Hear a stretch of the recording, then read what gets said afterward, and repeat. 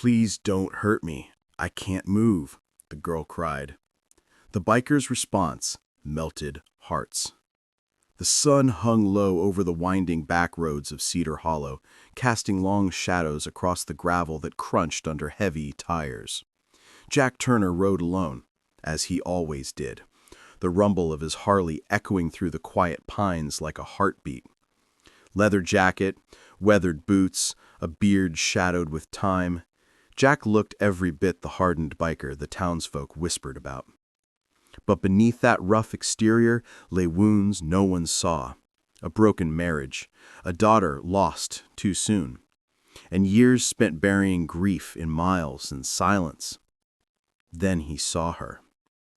Half hidden behind a crooked mailbox, barefoot and trembling, sat a little girl no older than 8. Her dress was torn, her knees scraped raw, and her eyes, wide with terror, locked onto his. Before Jack could even stop his bike, a voice, small and shaking, cut through the stillness. "Please don't hurt me.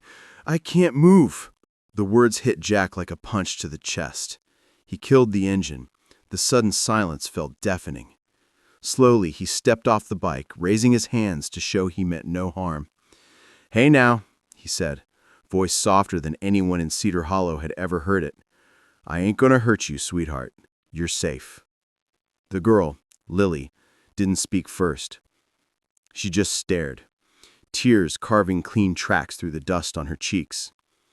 Jack knelt a few feet away, giving her space. "My name's Jack," he offered gently. "What's yours?" "Lily," she whispered, clutching her arms around her knees. He saw the bruises then, faint but unmistakable, on her wrists and along her collarbone. His jaw tightened. He'd seen that look before, the hollow fear, the flinch at sudden movement. It was the same look his own daughter used to wear after her mother's new boyfriend came home angry. Without another word, Jack shrugged off his jacket and laid it on the ground like a peace offering. "You're cold," he said simply. "Wrap up." She hesitated, then reached for it, pulling the heavy leather around her small frame like a shield. Jack knew taking her home might raise eyebrows, maybe even calls to the cops, but leaving her there, not a chance. "Come on," he said, holding out a hand, not to pull, just to offer. "I've got hot cocoa and a porch swing that sings in the wind. You'll like it."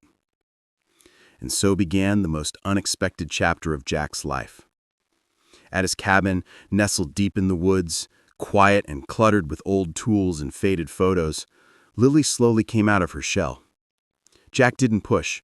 He made meals, stoked the fire, fixed the broken step on the porch. He let her sleep with the light on. One night she asked, "Why are you being so nice to me?" Jack stared into the flames. "Because someone should have been nice to me when I was lost. And because you deserve it." Weeks passed. Lily laughed for the first time in years. She helped Jack plant tomatoes in the garden. She drew pictures of them both on the back of old receipts. "Jack and me," she'd write beneath stick-figure drawings of a big man and the small girl riding a motorcycle into the sunset. But peace is fragile. When a neighbor spotted Lily at the general store and reported a suspicious man with a child, Child Protective Services came knocking. Panic seized Jack's chest. He'd never felt fear like this. Not in bar fights, not on icy mountain roads. This was worse, because now he had something to lose. Enter Maria, a local nurse, kind-eyed and steady-hearted, who'd watched Jack's quiet kindness from afar. She vouched for him, helped him file paperwork, stood beside him in meetings, reminding officials that family isn't always blood. It's who shows up when no one else will. After interviews, home inspections, and sleepless nights, a miracle. Jack was granted temporary guardianship. Then permanent. The day the papers were signed, Lily ran to him and wrapped her arms around his waist, the first hug she'd ever given him. She looked up, eyes glistening, and said the two words that unraveled every wall he had ever built. "Thank you, Dad." Jack didn't trust his voice. He just held her tighter, his own tears falling into her hair. Now, months later, they still ride together, Lily in a custom sidecar, her laughter trailing behind them like wind chimes. The townsfolk don't whisper anymore. They wave. Some even bring pies. Because sometimes the toughest hearts hold the deepest love. And sometimes a single act of kindness on a dusty road from a man no one trusted can rewrite two lives forever. If this story moved you, please like, share, and subscribe to ACA Story Tales. Your support helps us bring more stories of hope, healing, and humanity to millions around the world. Hit the bell so you never miss a moment that matters.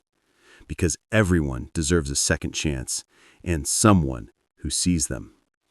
If you felt moved by this story, your support means the world. Please consider sending a star to help us reach our first 500 and keep sharing stories that heal and inspire. Every star brings us closer to building a community rooted in kindness and second chances. Thanks for watching.